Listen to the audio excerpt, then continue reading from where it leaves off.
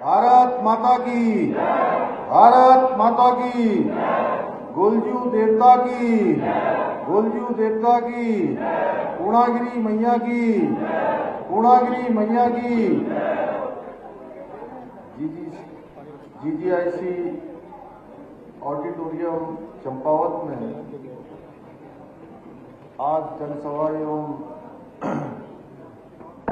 जन मिलन कार्यक्रम में मंच पर विराजमान भारतीय जनता पार्टी के जिला अध्यक्ष भाई दीपचंद पाठक जी, अभी आप जिनको सुन रहे थे और जिनको आप लोगों ने 2017 में भी 22 में भी इस क्षेत्र से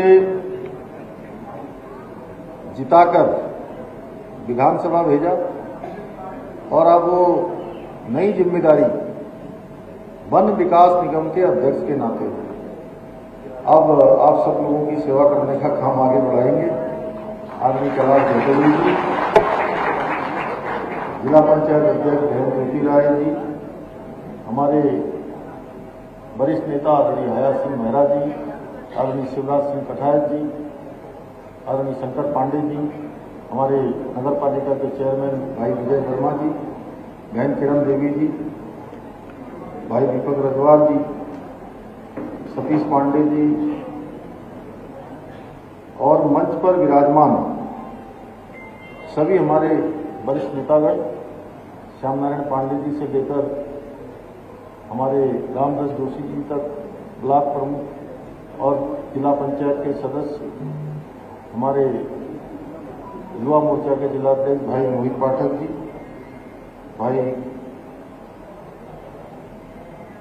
महेश पगड़िया जी, मुकेश कलपुड़िया जी, कैलाश अधिकारी जी, गोविंद सामंत जी एवं राजू अधिकारी, दीपक गड़कोटी, दीपक भट्ट, सभी मंडलों के आए हुए हमारे पदाधिकारीगण, सामने बैठे हुए सभी हमारे वरिष्ठ नेतागण, हमारे जिले के जिलाधिकारी नरेंद्र भंडारी जी, हमारे पुलिस अधीक्षक श्री देवेंद्र पीचा जी एवं सभी आए हुए हमारे बड़े बुजुर्ग, सभी उपस्थित माताएं, बहनें, मेरे नौजवान साथियों, उपस्थित हमारे सभी पत्रकार मित्रों, छायाकार बंधुओं, मैं सबसे पहले तो आप सबको दोनों हाथ जोड़कर, शीश झुकाकर आप सबको नमन करता हूं। चंपावत की महान जनता को, जिन्होंने पिछले हुए उपचुनाव में मुझे अपार समर्थन आप सब लोगों ने दिया। मैं आज आपको अपने आप को सौभाग्यशाली मानता हूं कि मुझे आप सबकी सेवा करने का अवसर प्रदान हुआ है और आप सब लोगों ने पूरे दिल खोलकर चारों तरफ से सभी ने अपना आशीर्वाद दिया, अपना समर्थन दिया, अपना मत दिया। निश्चित रूप से आपका मत और आपका ये समर्थन मेरे को जिम्मेदारी के प्रति और सजग करता है कि आप लोगों ने इतना समर्थन दिया है, आपने इतनी ऊर्जा दी है कि पूरे उत्तराखंड का विकास अब उसको पायलट करने का काम हमारे चंपावत से होगा।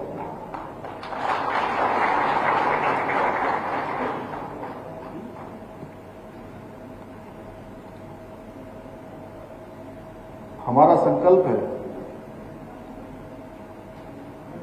एक उत्कृष्ट उत्तराखंड, एक आत्मनिर्भर उत्तराखंड, और उसके लिए हम लगातार काम कर रहे हैं। पिछले 100 दिनों का कालखंड हमारा पूरा हुआ और 100 दिनों के कालखंड में अनेकों अनेक योजनाएं, 100 दिन हमने समर्पण और प्रयास के नाम लगाने का काम किया। पूरी सरकार पूरी शिद्दत के साथ हर क्षेत्र में हम काम करें, हर क्षेत्र में हम अग्रणी राज्य के रूप में जाने जाएं, हम आदर्श राज्य के रूप में जाने जाएं, हिंदुस्तान के श्रेष्ठ राज्य के रूप में जाने जाएं।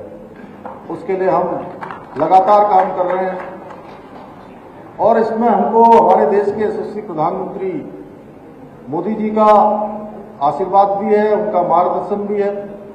उनके मार्गदर्शन और उनके आशीर्वाद में हम लगातार काम कर रहे हैं और लगातार उत्तराखंड को आगे बढ़ाने का काम हो रहा है। एक आधारशिला विकास की रखने का काम लगातार आपकी सरकार कर रही है, उत्तराखंड की सरकार कर रही है। मैं आप सब लोगों के बीच में से आप लोगों ने यहां से मुझे सेवा करने के लिए देहरादून भेजा है और बहुत बार ऐसे क्षण आएंगे कि हो सकता है कि जिस समय आप लोग सोचेंगे कि यहां पर मैं हूं, उस समय मैं यहां पर न रहते हुए भी हमेशा आपके बीच में रहूंगा, हर समय।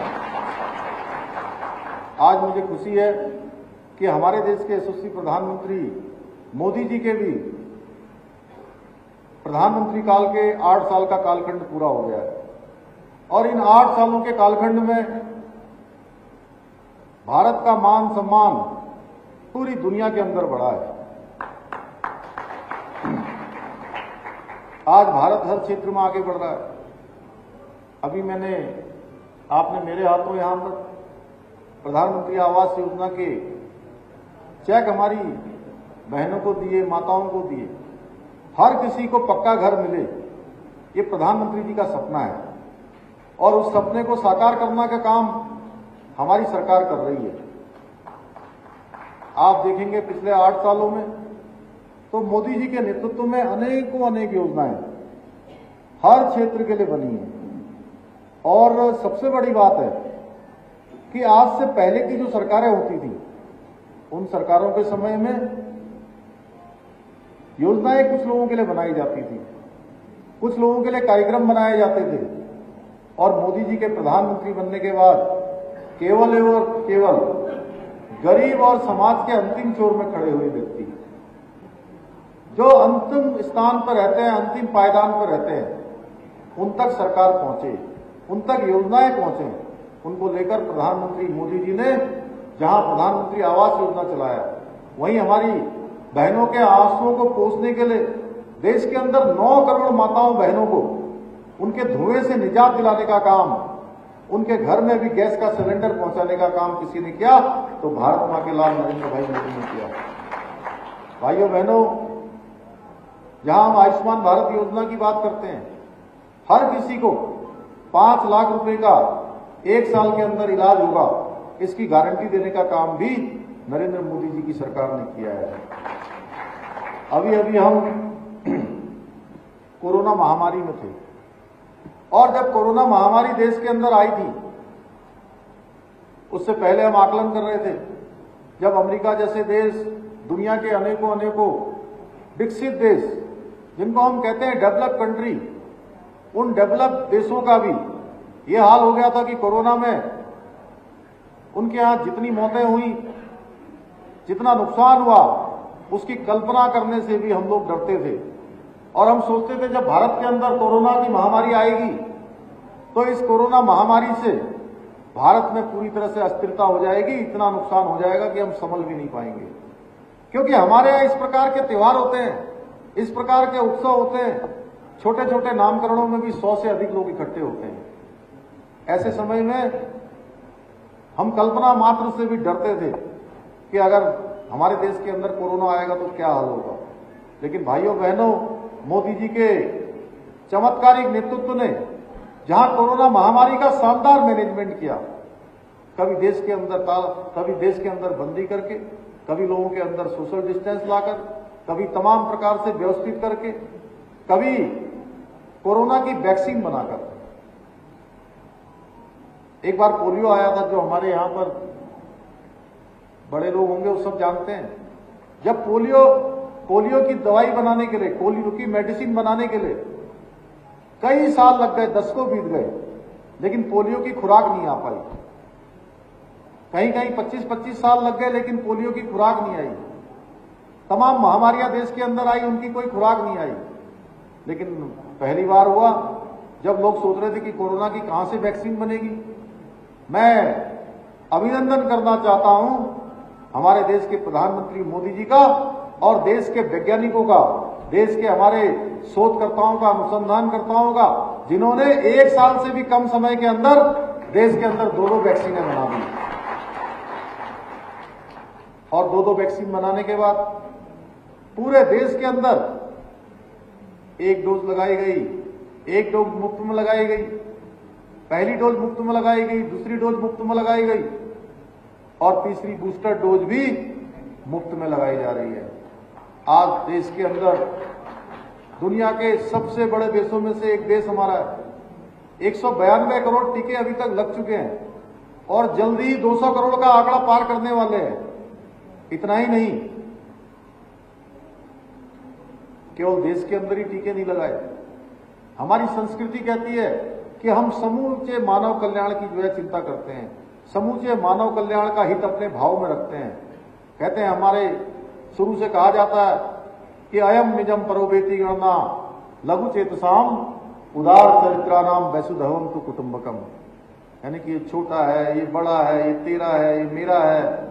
इस प्रकार की भावना हमारे तो संस्कारों में है ना, हमारी संस्कृति में है। हमको तो हमेशा से ये पढ़ाया गया, ये सिखाया गया कि हमारे लिए तो सारा संसार अपना घर जैसा है। और सारे संसार की चिंता करते हुए मोदी जी ने और भारत की सरकार ने जहां देश के लोगों की चिंता करी, देश के अंदर वैक्सीन लगाने का काम किया, वहीं दुनिया के दूसरे देशों को भी, 20 से अधिक देशों को भी वैक्सीन उपलब्ध करवाने का काम किया। दूसरे देशों को भी वैक्सीन लगाई गई। भाइयों बहनों, ये नया भारत है। दूसरी तरफ जहां लोग जो छोटा काम करने वाले, कोई मजदूरी करने वाले, कोई रिक्शा चलाने वाले, कोई ठेला चलाने वाले, कोई छोटा दुकान करने वाले, कोई छोटी दुकान का काम करने वाले, उन लोगों के सामने रोजगार का संकट पैदा हो गया कि वो अपना जीवन यापन कैसे करेंगे, उनके घर का चूल्हा कैसे जलेगा। प्रधानमंत्री मोदी जी ने सबसे पहले उन लोगों की चिंता करी और उन्होंने देश के अंदर गरीब कल्याण अन्न योजना चलाई। भाइयों बहनों, मार्च 2020 में गरीब कल्याण अन्न योजना प्रारंभ हुई और उस योजना ने सुनिश्चित किया कि किसी के घर का भी चूल्हा नहीं बुझेगा, कोई भी भूखे पेट नहीं सोएगा, चाहे काम पर जाएगा या नहीं जाएगा, चाहे महामारी के दौरान उसकी दुकान चलेगी कि नहीं चलेगा, लेकिन उसकी रसोई चलती रहेगी, उसका भोजन उसको मिलता रहेगा। ये काम भी हमारे देश के प्रधानमंत्री मोदी जी के नेतृत्व में हुआ। भाइयों बहनों, ऐसे अनेकों अनेकों काम। आज आजादी का जहां अमृत महोत्सव मनाया जा रहा है, आजादी के हम 75वें साल में, और देश के अंदर अनेकों ऐसे काम हो रहे हैं, इस पर भी कुछ लोग अंगुली उठाते हैं। मोदी जी देश के उन शहीदों को याद कर रहे हैं, उन वीर क्रांतिकारियों का स्मरण कर रहे हैं और अपनी आने वाली जो पीढ़ी है, जो हमारे नौनिहाल है, उन सबके स्मरण में हमारे देश के वो वीर रहे हैं जिन्होंने आजादी के लिए हंसते हंसते फांसी के फंदों को छूम लिया था। और ऐसे बहुत सारे लोग थे जिनका नाम नहीं आ पाया था, उनका नाम भी हमारी नई पीढ़ी के सामने आया। उनके लिए आजादी का अमृत महोत्सव मनाया जा रहा है। अपनी संस्कृति, अपनी विरासत, इनसे सबको जोड़ने का काम हो रहा है। और कुछ लोग उंगली उठाते हैं कि मोदी जी को आजादी का अमृत महोत्सव भी नहीं मनाना चाहिए। भाइयों बहनों, मोदी जी के नेतृत्व में नित नए नए काम हो रहे हैं। आप सब लोग कभी दिल्ली जाएंगे तो आप देखेंगे कि देश के अंदर इतने प्रधानमंत्री हुए हैं। और अगर भारतीय जनता पार्टी की मैं बात करूं तो भारतीय जनता पार्टी के मोदी जी से पहले प्रधानमंत्री केवल हमारे अटल बिहारी वाजपेयी जी हुए थे। 2 ही प्रधानमंत्री हुए, दूसरे अभी मोदी जी हैं और अटल जी इससे पहले थे। लेकिन मोदी जी ने तय किया कि सारे प्रधानमंत्रियों के लिए, जितने भी देश की आजादी के बाद से लेकर अब तक जितने प्रधानमंत्री हैं, उन सारे प्रधानमंत्रियों के नाम पर प्रधानमंत्री संग्रहालय देश के अंदर बनाया जाएगा। अब उसका लोकार्पण भी हो गया है। आप सब लोग कभी दिल्ली जाएंगे तो आप देखेंगे वहां पर कि कितना शानदार प्रधानमंत्री संग्रहालय बनाया गया है। मैं तो कहूंगा कि जब भी दिल्ली जाए, हमारे स्कूलों के जितने भी दल हमारे बच्चों के उधर जाए तो उनको जरूर प्रधानमंत्री संग्रहालय दिखाना चाहिए। और उसके अंदर हर प्रधानमंत्री के जीवन वृत्त से जुड़ी हुई सारी चीजें उसके अंदर रखी हुई है। उनके कालखंड में कौन कौन सा काम हुआ है, कौन कौन से उन्होंने फैसले लिए, देश नीति, विदेश नीति, देश के अंदर कौन से नए कार्यक्रम उन्होंने अपने प्रधानमंत्रित्व काल में शुरू किए, उन सबको वहां पर रखा गया है, सजवाया गया है वीडियो के माध्यम से, वहां पर संकलनों के माध्यम से। आप सब जाएंगे तो उसको देखेंगे। अपने आप में अद्भुत काम माननीय नरेंद्र मोदी जी के नेतृत्व में हुआ है। भाइयों बहनों, कश्मीर के अंदर धारा 370 हटाने की बात हम बहुत दिनों से कहते थे। हम देश के अंदर कहते थे कि देश के अंदर एक विधान, दो संविधान, दो निशान, ये नहीं चलेंगे, दो प्रधान नहीं चलेंगे। और लंबा कालखंड बीत गया। उस कश्मीर को बचाने के लिए 40,000 लोगों से भी ज्यादा लोगों ने अपनी वहां शहादत दे दी, लेकिन धारा 370 चलती रही। उस धारा 370 को भी समाप्त करने का काम किसी ने किया है तो भारत मां के लाल नरेंद्र मोदी जी ने किया है। आप सब अयोध्या जाते होंगे, कभी अयोध्या का नाम सुना है हमने? मंच पर बैठे हुए लोगों में से अयोध्या में 1991 में जब कार सेवा हुई थी तो बहुत सारे लोग कार सेवा करने गए थे यहां से और कहते थे रामलला हम आएंगे, मंदिर वहीं बनाएंगे। मैं भी अयोध्या गया था अभी पिछले साल, तो मैंने देखा, और इससे पहले मैं 1999 में अयोध्या गया, तब मैंने देखा कि रामलला टेंट के नीचे हैं, टेंट लगा हुआ है और रामलला नीचे विराजमान है। तो मन व्यथित हुआ। आज मैं जब पिछले वर्ष अयोध्या गया तो मैंने पिछले साल देखा कि वो पूरा का पूरा परिसर जहां भगवान राम पैदा हुए थे, राम जन्मभूमि परिसर, एक नया रूप ले रहा है। तमाम प्रकार का दिव्य निर्माण उसमें चल रहा है। बड़ी बड़ी कंपनियां काम कर रही हैं, बड़े बड़े आर्किटेक्ट काम कर रहे हैं, बड़े बड़े इंजीनियर काम कर रहे हैं, बड़ी बड़ी मशीनें लगी हुई हैं।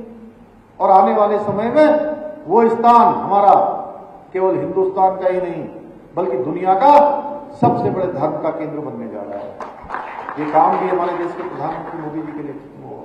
भाइयों बहनों, उत्तराखंड के अंदर आज आप जिस रोड से चलते हैं, ये रोड जो टनकपुर से आपको पिथौरागढ़ जाने के लिए जो रोड मिल रहा है, जिसके बारे में अभी आप लोगों ने कहा कि रात को भी खुलना चाहिए, मैंने जिलाधिकारी महोदय से कहा है, वो देखेंगे, वो कमेटी बनेगी, NHAI की कमेटी बनेगी, लेकिन हम लोग कोशिश करेंगे कि अधिक से अधिक सुविधा मिले, अधिक से अधिक लोगों का आवागमन हो, क्योंकि सुरक्षा की दृष्टि से भी सभी दृष्टियों को ध्यान में रखते हुए कि आगे जाने वालों को, मैं जानता हूं जहां चंपावत क्षेत्र के लोग उससे प्रभावित होते हैं, उसके अलावा लोहाघाट है, पिथौरागढ़ है, हमारी डीडी हाट को जाने वाले लोग हैं, धारचूला मुंशारी को जाने वाले लोग हैं, सारे लोग इसी रास्ते से होकर जाते हैं।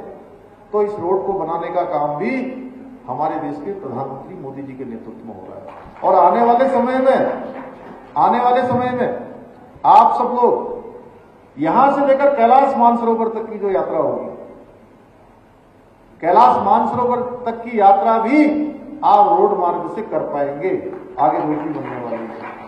ऐसे तमाम जो हमारे मंदिर हैं, जहां हमारा यहाँ पर गोलजू विराजमान है, मां बाराही विराजमान है, गुप्तेश्वर महादेव विराजमान है, घटोत्कच की ये भूमि है, मां पूर्णागिरी की भूमि है, मां रणकुंची की भूमि है, मां हिंगला देवी की भूमि है, जहां मायावती अद्वैत आश्रम यहां पर है। इन सभी स्थानों को आगे चलकर हम लोगों ने मानसखंड कॉरिडोर योजना जो हम लाए हैं, मानसखंड माला मिशन, मंदिर माला मिशन, उसको हमने अभी बनाने का काम शुरू कर दिया है। इन सभी मंदिरों के माध्यम से इनके सौंदर्यीकरण से लेकर चौड़ीकरण से लेकर केवल इसी स्थान को नहीं, अन्य स्थानों को भी जोड़ने का काम हमारी सरकार ने अपनी प्राथमिकता में लिया है। हम उस सब को करने वाले हैं। भाइयों बहनों, बहुत सारी योजनाएं हमने बनाई हैं। मैं आपको बताना चाहता हूं कि 100 दिनों के कालखंड में हमने जिस प्रकार से अयोध्या में भगवान रामलला का मंदिर बन रहा है, कश्मीर के अंदर धारा 370 समाप्त हो गई है, उसी प्रकार से उत्तराखंड के अंदर और देश के अंदर एक मांग उठती रही है कि देश के अंदर यूनिफॉर्म सिविल कोड, समान नागरिक संहिता लागू होनी चाहिए। और उसके लिए लगातार मांग उठती रही है। देश के अंदर हर कोने से मांग उठती थी कि देश के अंदर रहने वाले सभी लोगों के लिए एक समान कानून होना चाहिए, समान नागरिक संहिता होनी चाहिए।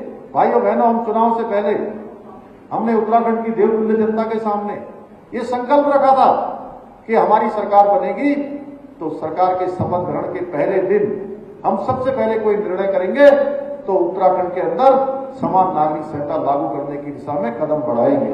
और हमने इस दिशा में कदम बढ़ा दिए हैं। और उसके पीछे हमने तब भी तर्क दिया था कि उत्तराखंड देवभूमि है, उत्तराखंड जहां गंगा का प्रदेश है, उत्तराखंड जहां धर्म, अध्यात्म, संस्कृति का केंद्र है, सैनिक बाहुल्य प्रदेश है, यहाँ की हमारे प्रदेश की सीमाएं दो अंतर्राष्ट्रीय सीमाओं से लगी हुई है। और इस प्रदेश के अंदर कोई किसी जाति का हो, किसी धर्म का हो, किसी पंथ का हो, किसी समुदाय का हो, सबके लिए एक समान कानून होना चाहिए। और भाइयों बहनों, मुझे आपको बताते हुए खुशी हो रही है कि हमने एक फैसला कैबिनेट की पहली बैठक में ले लिया था और आज हमने रंजना प्रकाश देसाई, सेवानिवृत्त न्यायाधीश, उनकी अध्यक्षता में 5 सदस्यीय कमेटी बना दी है और 5 सदस्यीय कमेटी ने काम करना शुरू कर दिया है। कम से कम 20% जो ऐसे मामले न्यायालयों में चल रहे हैं, बंटवारे के मामले हैं, विरासत के मामले हैं, तमाम प्रकार के जो मामले हैं, उसमें 20% से भी ज्यादा मामले स्वतः ही समाप्त हो जाएंगे। अपने आप में एक अनूठी पहल हमने उत्तराखंड के अंदर करी है और हम यहां कर रहे हैं। हम तो देश के अन्य राज्यों से भी अपेक्षा करते हैं कि देश के अन्य राज्य भी अपने यहां समान नागरिक संहिता का कानून लाए। भाइयों बहनों, इसी प्रकार से प्रदेश के अंदर हमने चुनाव से पहले एक संकल्प लिया था कि नई सरकार के गठन होने के बाद हम उत्तराखंड के अंदर जो हमारे गरीब परिवार हैं, जिनमें 1,85,000 परिवार आते हैं जो अंत्योदय के कार्ड धारक हैं, उन सभी को हम साल के अंदर 3 गैस के सिलेंडर मुफ्त में भर कर देंगे, हमारी सरकार देगी। और इस योजना को भी इसके लिए हमने बजट का प्रावधान कर दिया है, इसका शासनादेश कर दिया है। पर्यावरण मित्रों को हमने 500 रुपए का मानदेय प्रत्येक दिन का कर दिया है। पहले मानदेय कहीं 250 रुपये होता था, कहीं 200 रुपया होता था, उसको हमने 500 रुपया कर दिया है। भाइयों बहनों, वृद्धावस्था पेंशन बढ़ा दी है, विकलांगावस्था पेंशन बढ़ा दी है, विधवावस्था पेंशन बढ़ा दी है, 1200 से 1500 कर दी है। पहले परिवार में एक को मिलती थी, 2 दंपतियों में से अब दोनों को मिलने की व्यवस्था हमने कर दी है।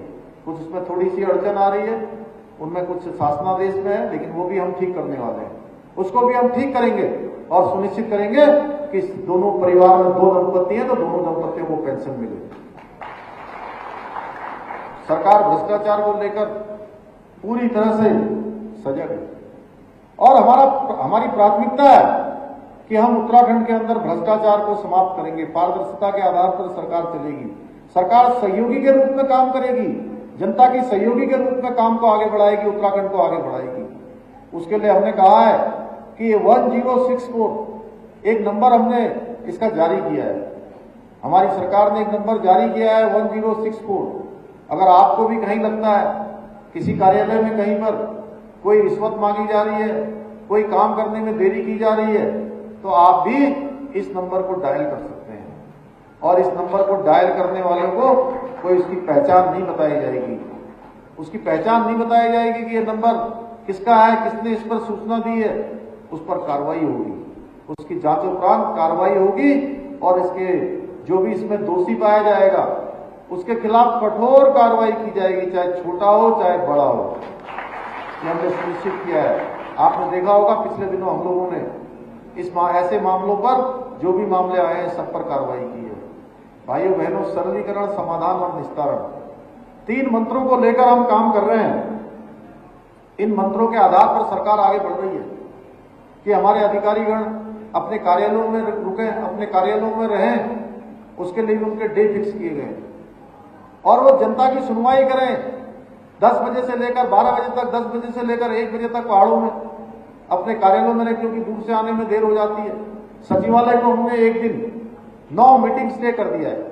अब सचिवालय में एक दिन मीटिंग नहीं होगी, केवल उस दिन अधिकारीगण जो आने वाले हमारे आगंतुक हैं, आने वाले जनता के लोग हैं, उनकी समस्याओं को सुनेंगे, समाधान करेंगे।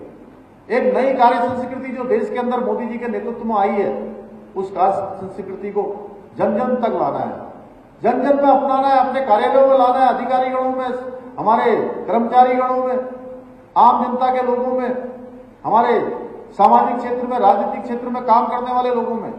क्योंकि अब एक प्रकार का एक वर्क कल्चर देश के अंदर आ रहा है कि हमको काम करना होगा हर क्षेत्र में। हम जिस क्षेत्र में भी हैं, सामाजिक क्षेत्र में है तो वहां भी काम करना होगा, राजनीतिक क्षेत्र में काम करना होगा, प्रशासनिक क्षेत्र में काम करना होगा, हम अपने व्यक्तिगत जीवन में भी। एक नई शुचिता का जो ये कालखंड शुरू हुआ है, उस कालखंड में आउटपुट देना होगा। भाइयों बहनों, इसको लेकर हमने सारे अधिकारीगणों से कहा है, हमारे सभी विभागों को कहा है कि आने वाले 10 सालों का एक रोड मैप बनाएं और 10 सालों के रोड मैप के साथ साथ 2025 में जब हमारे राज्य का स्थापना दिवस मनाया जा रहा होगा, रजत जयंती वर्ष मनाया जा रहा होगा, उस समय उस रजत जयंती वर्ष में हम अपने विभाग में कौन सा ऐसा एक काम करेंगे, 2 काम करेंगे, 3 काम करेंगे जिसको राज्य की बेस्ट प्रैक्टिस माना जाएगा। और जो हमने संकल्प लिया है कि हम हिंदुस्तान के श्रेष्ठ राज्य होंगे, क्योंकि जिस समय रजत जयंती हम वर्ष मना रहे होंगे तो हमने तय किया है विकल्प रहित संकल्प के आधार पर कि हम हिंदुस्तान के श्रेष्ठ राज्यों में शामिल होंगे, हम उस श्रेणी में शामिल होंगे। इसको लेकर हम लोग लगातार काम कर रहे हैं। भाइयों बहनों, ऐसे अनेकों कार्यक्रम हमने शुरू किए हैं। चंपावत जनपद हमारा इसका मॉडल बनेगा। जहां यहां बनबसा है, टनकपुर है, हम वहां देखते हैं तराई है।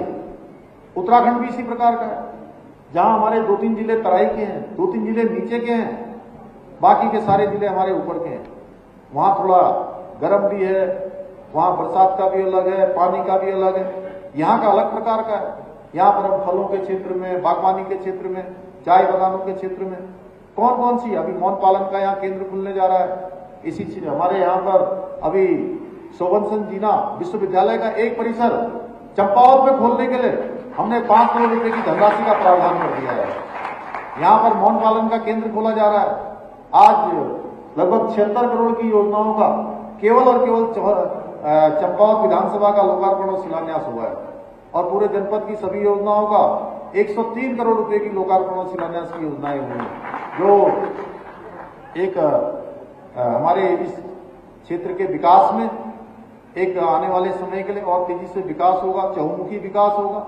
बहुत सारी योजनाएं हैं जिनका भविष्य में हमने शिलान्यास करना है और हम लोग केवल शिलान्यास करने पर विश्वास नहीं करते। हमने कहा है हम शिलान्यास के साथ साथ लोकार्पण भी करेंगे, यानी कि जिन योजनाओं को शुरू करेंगे उन सभी योजनाओं को पूरा करेंगे। इसी कड़ी में 100 स्कूलों का रूपांतरण किया जाएगा, उनको नए प्रकार से बनाया जाएगा, उसको अच्छा किया जाएगा। जनपद चंपावत के लिए नाबार्ड मद में जो हॉर्टिकल्चर डेवलपमेंट की योजना है वो आगे बढ़ाई जाएगी, उसको किया जाएगा। मुडियानी में चौबटिया की दर्ज पर हॉर्टिकल्चर फार्म बनाया जाएगा, उद्यान फार्म बनाया जाएगा मुडियानी में। चंपावत में एक एडवेंचर पार्क बनाया जाएगा जिससे कि यहाँ पर अधिक से अधिक हमारे पर्यटक इस तरफ आए। चंपावत में शूटिंग रेंज भी बनाई जाएगी। जिलाधिकारी जल्दी इसकी भूमि तलाश कर इसके लिए आवश्यक कार्रवाई करेंगे। जनपद में लाइब्रेरी हेतु जहां भी बनेगी, जो मेरी पहली विधायक निधि होगी उसमें से 10 लाख रुपए उस लाइब्रेरी के लिए लगाए जाएंगे। यहां पढ़कर हमारे बच्चे विभिन्न क्षेत्रों में जाएंगे। अभी नई जो शिक्षा नीति आई है, मैं उसके लिए माननीय प्रधानमंत्री जी का धन्यवाद करना चाहता हूं कि हमारे बच्चों के पठन पाठन से लेकर उनके संपूर्ण विकास का खाका उस नई शिक्षा नीति में लागू किया गया है। कल ही हमने उत्तराखंड के अंदर नई शिक्षा नीति लागू की है जिसमें नर्सरी और केजी नर्सरी जिस प्रकार की व्यवस्था हमारे कॉन्वेंट स्कूलों में होती है, उस प्रकार की व्यवस्था का भी प्रावधान उसमें किया गया है बच्चों के लिए। प्रथम चरण में हर ब्लॉक में लाइब्रेरी का गठन किया जाएगा जिससे दूरस्थ क्षेत्रों में भी परीक्षा हेतु पढ़ाई की जा सकेगी। चंपावत नगर में हेरिटेज स्ट्रीट का निर्माण कार्य जल्दी किया जाएगा, इससे इसका जल्दी शासनादेश हो जाएगा, जल्दी इसका शासनादेश जारी करेंगे। काली नदी में नेशनल रिवर राफ्टिंग का आयोजन किया जाएगा। जनपद चंपावत के पैराग्लाइडिंग हेतु जो भौतिक अवसंरचना है और वो ट्रेनिंग दोनों ही करवाई जाएगी। मां पूर्णागिरी में चरण मंदिर बूम में राफ्टिंग सुविधाओं का विकास किया जाएगा। राफ्टिंग जो वहां पर होती है पहले से। टनकपुर चंपावत एनएच पर जो हमारे स्वयं सहायता समूह के माध्यम से 7 हिलांस आउटलेट का निर्माण कार्य किया जाएगा जिससे कि जो है आने वाले लोगों को, जाने वाले हमारे पर्यटकों को तमाम प्रकार की सुविधाएं, खाने पीने का सामान है, अन्य चीजें हैं, जो आसानी से उपलब्ध नहीं हो पाती, आसानी से उपलब्ध होगी, जो हमारे पर्यटन को बढ़ाने का एक काम होगा। चंपावत एक हथिया नौला मायावती ट्रैक रूट का निर्माण कार्य भी किया जाएगा। राजगंगा पैलेस का निर्माण किया जाएगा, जिससे पर्यटन को बढ़ावा मिले, साथ ही साथ पर्यटकों को कुमाऊं के इतिहास की पर्याप्त जानकारी मिले। सिप्टी वाटरफॉल का सौंदर्यीकरण कार्य किया जाएगा और रोड का निर्माण कार्य भी किया जाएगा। घाट पंचेश्वर जो रोड का अवशेष निर्माण कार्य है उसको भी किया जाएगा। बहुत सारे प्रस्ताव आज मुझे हमारे सभी जनप्रतिनिधियों ने दिए हैं, आप लोगों ने दिए हैं। मैं सभी को अपने साथ ले जा रहा हूं और उनको सबको देखकर उन पर सुनिश्चित किया जाएगा कि उन सब पर कार्रवाई हो। कुछ कार्रवाई अभी होंगी, कुछ आगे होंगी और होते रहेंगी। कुछ काम अभी होंगे, कुछ आगे होंगे। धीरे धीरे करके सारे कामों को जो है बढ़ाया जाएगा। क्योंकि अभी आज थोड़ा विलंब भी हो गया है।